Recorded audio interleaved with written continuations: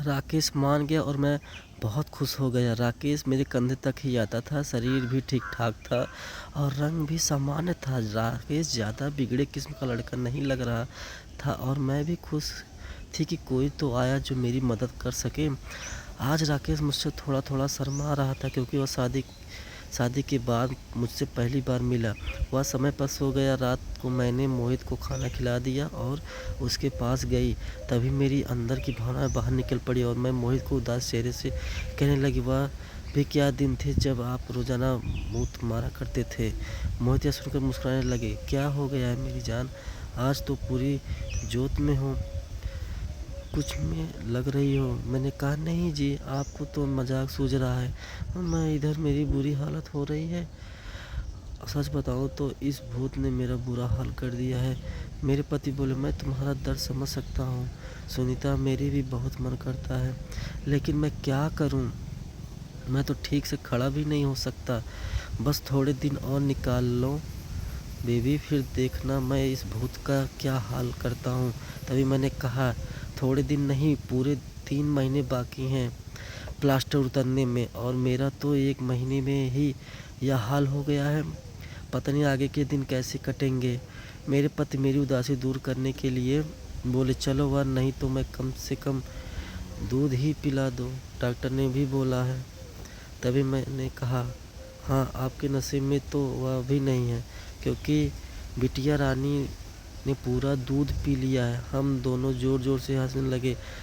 मेरे पति मुझे खुश रखने की पूरी कोशिश करते थे, लेकिन मैं क्या करूं, सब बेकार था। थोड़ी देर बाद मोहित सो गए क्योंकि उनकी दवाइयों में नींद की गोलियां भी थी। मुझे नींद कहाँ आ रही थी, इसलिए मैं खड़ी होकर राकेश को देखने चली गई कि वह सोया है या नहीं। राकेश अभी तक जग रहा था और मोबाइल देख रहा था। मैंने उसके कमरे में जाकर कहा, क्या कर रहे हो राकेश, 11 बज चुके हैं और तुम अभी तक सोए नहीं, लगता है तुम्हारा मन नहीं लग रहा है। राकेश उठकर बैठ गया और बोला, नहीं चाची, ऐसी बात नहीं है, बस यूं फ़ोन देखते देखते लेटा हूँ। फिर लोकेश ने पूछा, चाची आप भी तो नहीं सोई हैं। मैंने कहा, मुझे तो आजकल नींद ही नहीं आती है। राकेश ने पूछा, क्यों, क्या हुआ, क्या बात हो गई है। मैंने हंसते हुए कहा, नहीं नहीं, मैं तुम्हें नहीं बता सकती, जब तुम्हारी शादी होगी ना तो तुम्हें खुद ही पता चल जाएगा। मेरे मुंह से ऐसा सुनते ही राकेश अपनी नज़रें झुकी नीचे कर ली। तभी मैंने कहा, अरे तुम तो इतनी सी बात पर शर्मा गए, अच्छा बताओ अभी तक कोई लड़की पटाई हो या नहीं। राकेश कुछ नहीं बोला, उसने अभी भी शर्मा रही थी। तभी मैंने उसका हाथ पकड़ा और कहा, अरे पागल, अपनी चाची से इतना मत शर्माओ। वो धीरे धीरे बोला, चाची सच बताओ तो ऐसी बातें मैंने अभी तक अपने दोस्तों से भी नहीं की है। मैंने कहा, अच्छा तुम मुझे अपना दोस्त ही समझ लो ना, क्योंकि मुझे ऐसी बातें करने में बहुत मज़ा आता है। राकेश ने कहा, हाँ चाची, एक थी लेकिन उसने अभी मेरे से फ्रेंडशिप तोड़ दी है। मैंने पूछी, तुमने उसकी ठुकाई तो कर दी होगी ना। राकेश बोला, नहीं चाची, सच बताऊं तो मैंने उसे ढंग से छुआ भी नहीं है, मैंने मूड मूड बना दिया था।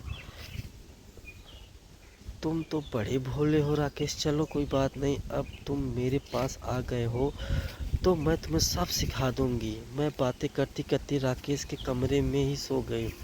सुबह जब मेरी आँख खुली तो राकेश बेड पर बैठा हुआ मुझे निहार रहा था। मेरे उठते ही राकेश ने मुझे गुड मॉर्निंग बोला।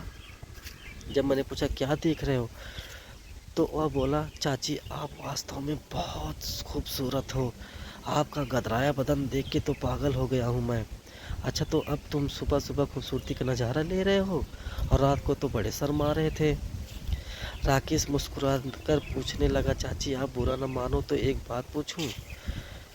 मैंने कहा, अरे पागल, क्यों बुरा मानूंगी, पूछो क्या पूछना है। राकेश मुझसे कहने लगा, चाची सच सच बताना, आप जो 2.5 किलो का वजन अपने सीने पर लिए घूमती हो, आपको भारी नहीं लगता क्या। उसकी बात सुनकर मेरी हंसी छूट गई। उसके बाद राकेश मुझसे काफ़ी खुल गया और अब वह मुझसे ज़्यादा शर्म नहीं करता था। इससे मैं भी बहुत खुश थी क्योंकि अब मेरा भी समय अच्छे से कटने लगा था। राकेश को आए हुए 8-10 दिन ही बीत चुके थे और वह मुझसे काफ़ी घुल-मिल गया था।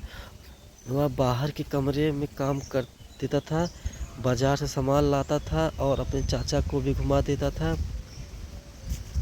मेरी तो वह बहुत सेवा करने लगा था। शाम को मेरा सिर भी दबा देता था। कभी-कभी मेरी कमर की मालिश भी करता था। उसकी अंगुलियों में ऐसा जादू था कि मैं एकदम पागल हो जाती थी। लेकिन मेरी प्यास दिनों बाद में नहीं दिया जाता था। दिन बढ़ रही थी और मेरे पति की हालत अब भी वैसी ही थी।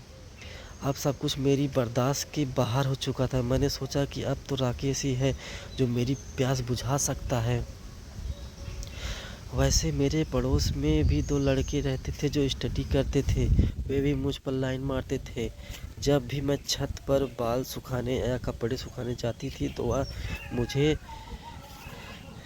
पढ़ने और अपनी आँखें सीखते पहले तो मैंने सोचा कि उनमें से एक को सिट कर लूँगी ताकि कुछ समय के लिए काम चल जाए।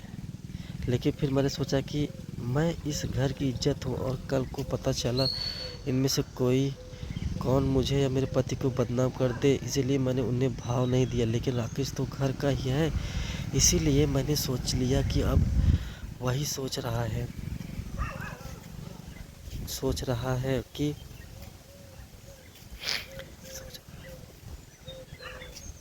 मुझे शांत कर सकता है। आज मैंने एक पक्का प्लान बना लिया कि आज राकेश को फंसा ही लूँगी। इसके बाद मैं रसोई में खाना बनाने चली गई। जैसे ही राकेश नहाकर फ्रेश होने के बाद रसोई में आया, मैंने दूध निकालने का बहाना बना दिया।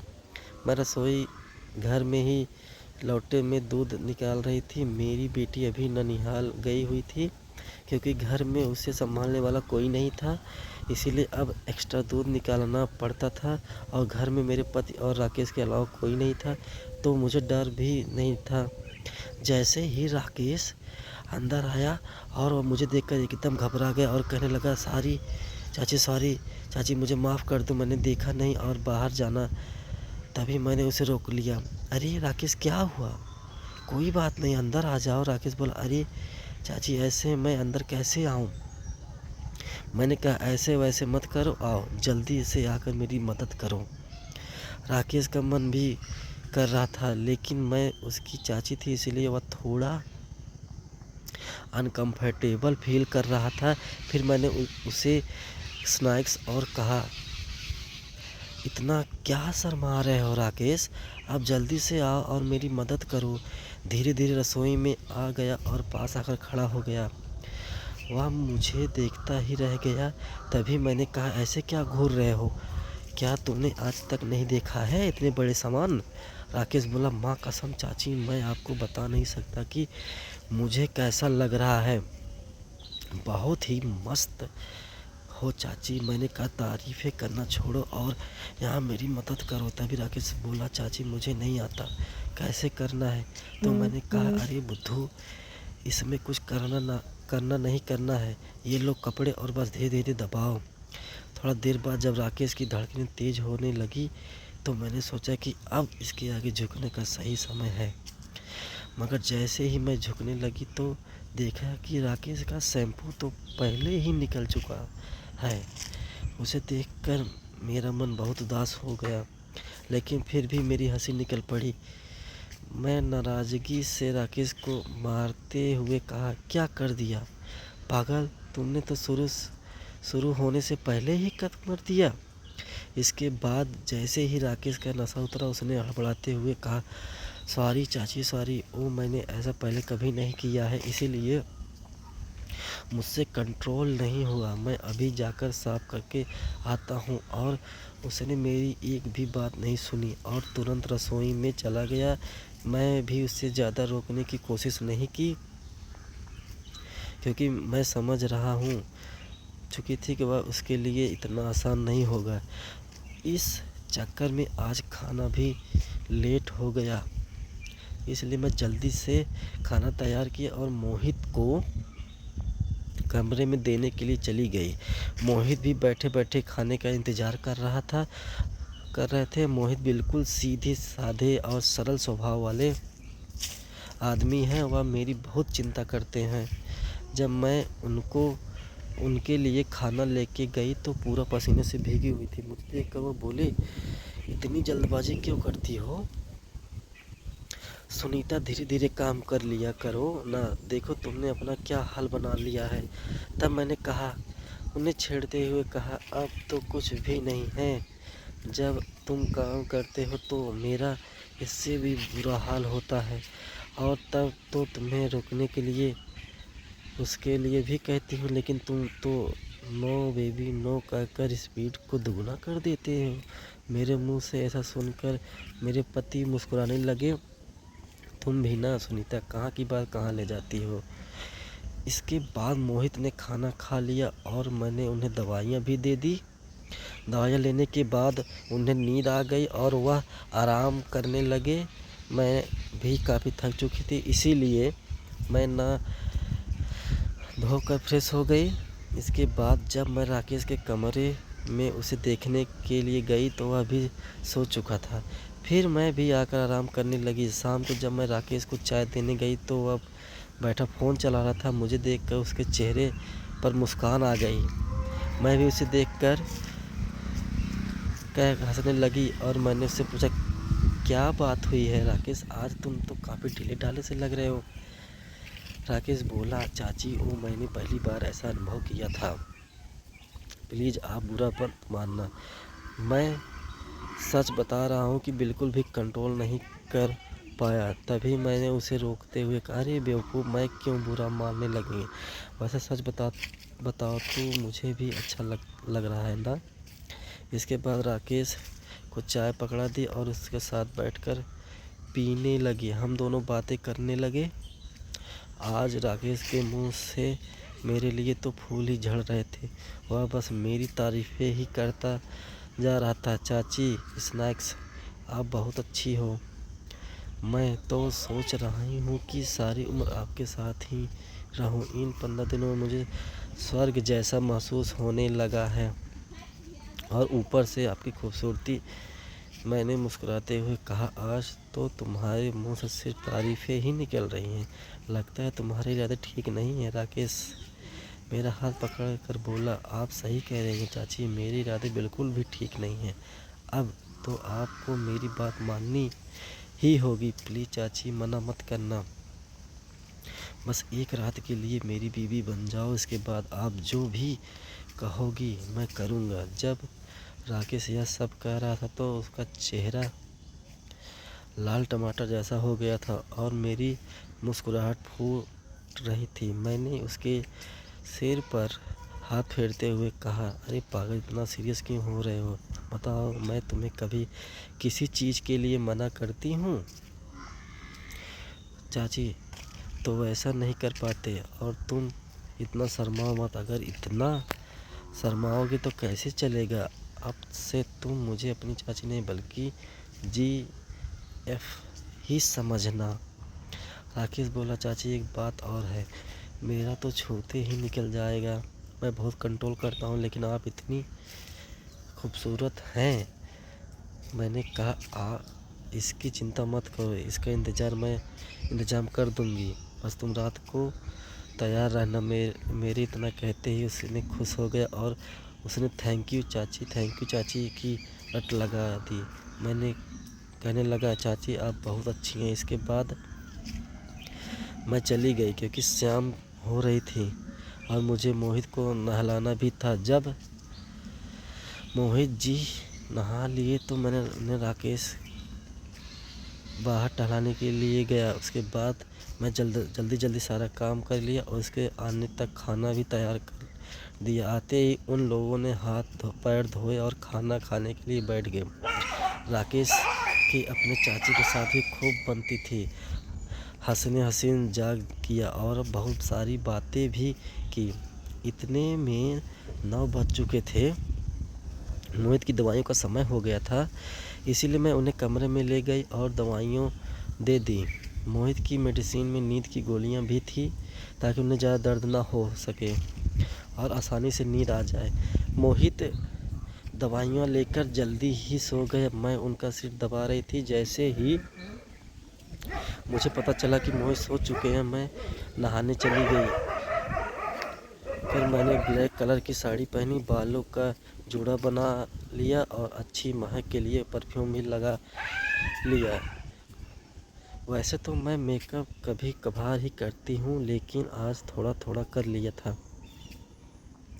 ताकि चेहरा ब्लश करे। पूरी तरह से तैयार होने के बाद मैं अपनी अलमारी से पावर वाली गोली निकाली जो कभी कभार मोहित लेते थे और रसोई में चली गई। मैंने हल्दी बादाम वाला दूध तैयार किया और उसमें एक गोली डाल दी ताकि राकेश को थोड़ी शक्ति मिल जाए। ऐसा करते करते रात के 11 बज चुके थे। फिर मैंने जल्दी से दूध का गिलास लिया और राकेश के कमरे में चली गई। राकेश बड़े ध्यान से मेरा इंतज़ार कर रहा था।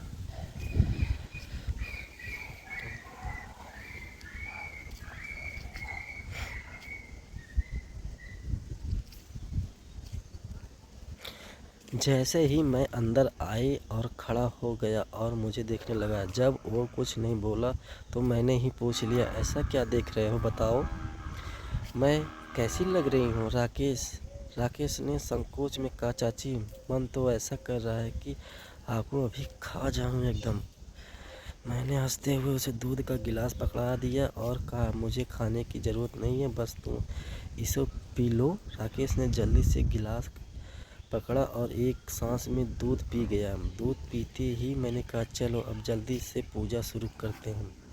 राकेश ने जवाब दिया, चाची, पूजा तो शुरू कर दूंगा, लेकिन आप दिए में तेल डालोगी या फिर सीधे ही पूजा करवाओगी? मैंने मुस्कुराते हुए कहा, तुम मेरी चिंता मत करो, मैं पहले से ही तेल डाल कर आई हूँ। इसके बाद जो हुआ वह बताते हुए मुझे भी शर्म आ रही है। मैं राकेश को अब तक बच्चा ही समझ रही थी, लेकिन उसने मेरी ऐसी जुदाई की कि मेरी एकदम चूत का फतड़ा बना दिया। राकेश सबसे पहले काजू कतली का स्वाद चखा। मेरे पति ने आज तक काजू कतली नहीं खाई, वे तो सीधे ही पूजा शुरू कर देते थे। जब मैंने राकेश से कहा, अब बस भी करो, कितने खाओगे, तो उसने जवाब नहीं दिया। चाची, आपको नहीं पता है कितनी मीठी है, इसके लिए हम पागल रहते हैं। यार, राकेश की पहली पूजा थी, इसीलिए वह आधे घंटे से ज़्यादा नहीं कर पाया। मैं तो ज़्यादा नहीं थकी, लेकिन राकेश पसीने पसीने हो चुका था। मुझे भी 1.5 महीने बाद पूजा का सुख मिला और मैं भी बहुत खुश थी। इसके बाद राकेश थक चुका था और आराम करने गया। मैं भी वहीं पर थी। जब मैंने उससे पूछा, कैसा लगा फर्स्ट टाइम, तो राकेश जवाब दिया, चाची, सच कहूँ तो ऐसा लगा जैसे ज़िंदगी के सारे सुख एक ही साथ मिल गए। आपकी दिल की बहुत अच्छी है यार, कहूँ तो दुनिया की सबसे अच्छी चाची हो। हम बातें करते करते सो गए। सुबह जब मैं उठी तो बिल्कुल फ्रेश महसूस कर रही थी। मैंने उठकर चाय नाश्ता बना लिया और मोहित को दे दिया। इसके बाद मैं राकेश को भी चाय देने के लिए उसके कमरे में गई। वह भी उठ चुका था। चाय लेकर उसने मुझसे पूछा, चाची, मुझे डर लग रहा है, कहीं हमने कुछ गलत तो नहीं कर दिया है? मुझे लगा कि शायद राकेश को पछतावा हो रहा था। मैंने उससे समझाते हुए कहा, राकेश, तुम ऐसा बिल्कुल मत सोचो। सच कहूँ तो यह मेरी मजबूरी थी, क्योंकि तुम्हारे चाचा 2-3 महीने तक ठीक नहीं हो सकते और मुझसे इतना इंतज़ार शायद ही हो पाता।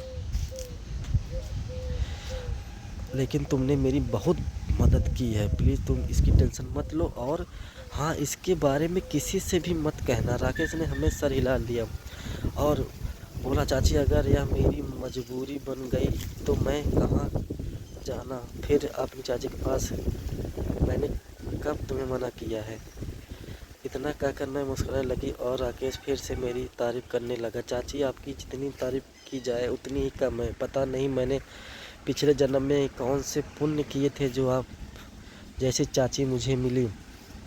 इसके बाद मेरे और राकेश के बीच पक्की वाली दोस्ती हो गई थी। अब जब भी मेरा मन करता था राकेश के साथ पूजा पाठ और मैं दबा के उससे चुदवाती थी। मेरा एकदम वो रात रात भर मेरी जुदाई करता था फ़ोन फ़ोन पे। और ऐसे उसका लंड इतना बड़ा था कि मेरी जब जूत में घुसता था एकदम फाड़ के रख देता था, मेरी चीखें निकाल देता था। और मतलब मैं घबरा जाते थे। इस तरह की जुदाई तो उसके चाचा ने भी कभी नहीं की मेरी।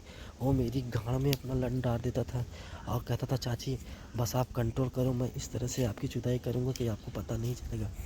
और उसका लंड जब भी मेरी गाँड में घुसता था तो ये भगवान, मेरी सांसें चीख के निकल जाती थी और मेरा मुंह को दबा देता था इस तरीके से।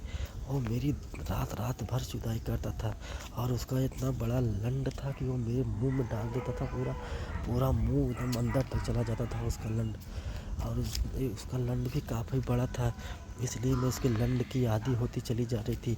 और इतना मोटा था कि एक बार में जब घुसता था तो ऐसा लगता था मानो मेरी रूह काँप जाती थी। इतना बड़ा लंड शायद ही मैंने ज़िंदगी में पहली बार देखा था, जो अभी तक मुझे इस तरह का सुख मेरे उसके चाचा नहीं दे पाए, जिस तरीके का सुख राकेश ने मुझे दिया। और मैं उसकी आदी होती जाती थी। हर रात 11 बजे के बाद मैं सोने के बहाने उसके कमरे में जाती थी, पूरी पूरी रात उसके साथ लगातार जुदवाती थी। ऐसा करते करते 3 महीने कब बीत गए मुझे पता भी नहीं चला। आप लोग दोस्तों बताओ मेरी कहानी कैसी है? ये मेरे जीवन के